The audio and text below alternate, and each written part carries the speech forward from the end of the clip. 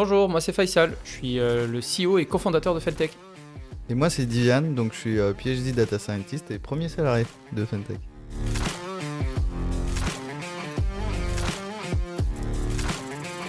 Alors j'ai toujours eu envie de monter une boîte, c'est quelque chose que j'ai depuis tout petit. Et pourquoi la tech? Parce que c'est un des univers les plus larges dans lequel il y a le plus de nouveautés. Et donc les deux ont fait que j'ai eu envie de créer cette boîte.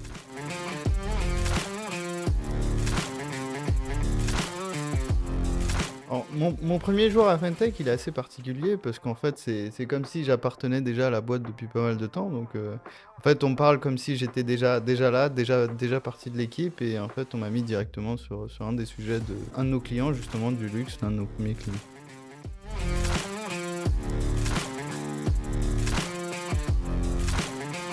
Il y en a énormément, contrairement à ce qu'on imagine.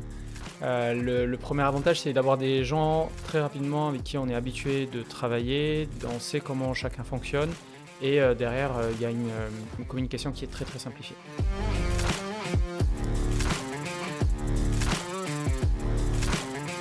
Alors, il y a pas mal de facteurs, justement. Le premier, on va dire, c'est au niveau des challenges techniques. On est toujours à la pointe de la tech, on va aller chercher justement ces derniers points de performance à chaque fois.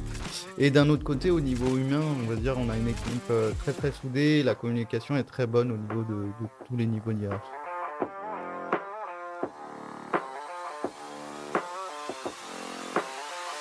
Mes premiers pas d'entrepreneur, c'était beaucoup d'administratif, contrairement à à ce que je pensais à la base. Donc il y a eu toute cette passe-là où j'ai dû monter en compétence sur pas mal de sujets que je ne maîtrisais pas forcément. Et puis au-delà de ça, moi ça a été de la découverte de plein de domaines dans la communication, le marketing, les sales, etc. pour justement être le plus pertinent possible dans l'entreprise.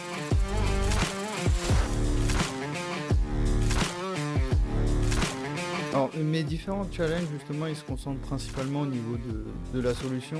Donc, le premier, c'était justement la compréhension vraiment des besoins clients. Donc, traduire un peu leurs problèmes et en fait, comment on peut résoudre ça à l'aide de notre application.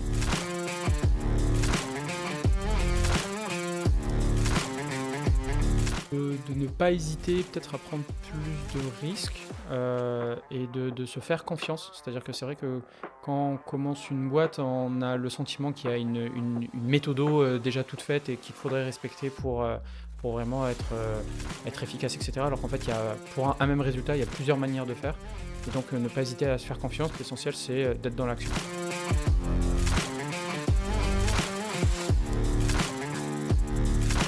Alors un peu comme Faisal, c'est les grandes leçons en fait au final, c'est que le travail paye. Donc en fait c'est en travaillant justement qu'on a vraiment des bons retours sur investissement et notamment faut pas trop hésiter sur essayer de décider les meilleures manières de faire. Donc on perd beaucoup de temps en fait à chercher à faire ça, alors qu'au final on peut avoir une très bonne solution en donnant un peu plus d'efforts.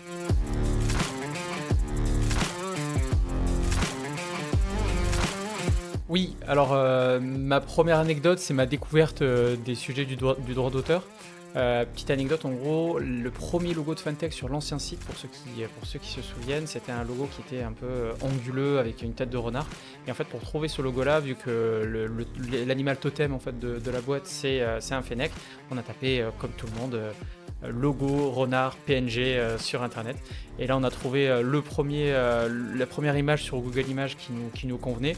Et en fait, un jour en entretien, il y a une personne qui est venue nous dire mais du coup vous travaillez avec Mozilla, je comprends pas, etc. Et en fait, en effet, il avait raison puisque on a regardé sur internet et la photo en fait appartenait à une des divisions de Mozilla. Du coup, on a dû refaire tout un travail derrière pour effacer tout ça dans les documents officiels, sur le site web, etc. Mais maintenant, promis, c'est un logo original.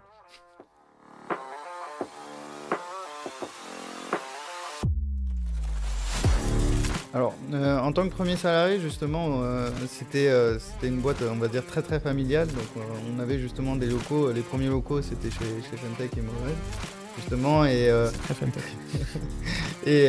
Et du coup, tout était comme si on faisait partie d'une grande famille.